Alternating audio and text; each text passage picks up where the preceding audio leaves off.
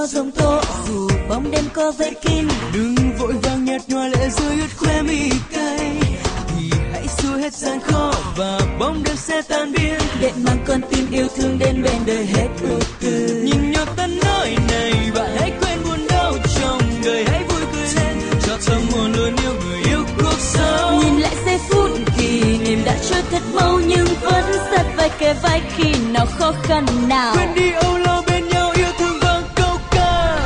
Hello khi nắng ban mai bừng lên, ta có chúc cho nhau bình yên, mong cho trái tim yêu hòa theo từng khúc hát. Và rồi từng đêm trôi dưới ánh trăng treo lừng lơ, say goodnight to my love, đưa hai trái tim em đêm tan vào giấc mơ.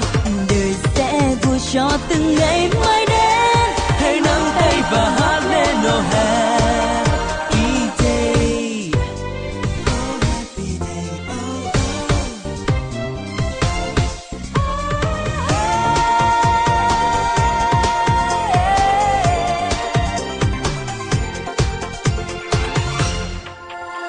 Dù vẫn luôn có giông tố, dù bóng đêm có vây kín, đừng vội vàng nhạt nhòa lệ rơi ướt khóe mi cay, thì hãy xua hết gian khó và bóng đêm sẽ tan biến. để mang con tim yêu thương đến bên đời hết ưu tư. Nhìn nhau ta nói này, bạn hãy quên buồn đau trong đời, hãy vui cười lên cho tâm hồn luôn yêu người yêu cuộc sống. Nhìn lại giây phút kỷ niệm đã trôi thật mau, nhưng vẫn sát vai kề vai khi nào khó khăn nào. Quên đi âu lo bên nhau, yêu thương vang câu ca.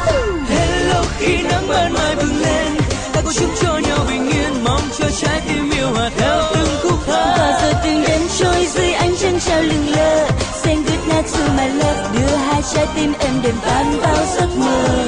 Đời sẽ vui cho từng ngày mai.